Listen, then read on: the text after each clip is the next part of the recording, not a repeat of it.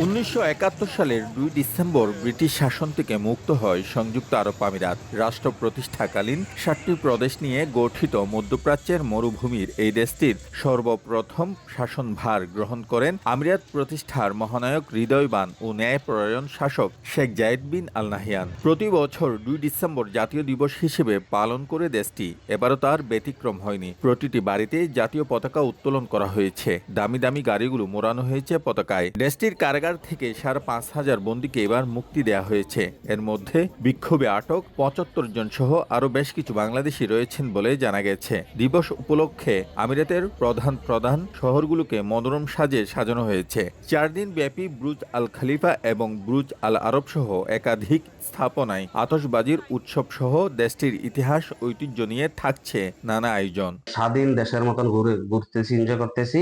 খুব ভালো, আমরা বাঙালিরা এখন স্বাধীনভাবে আছি।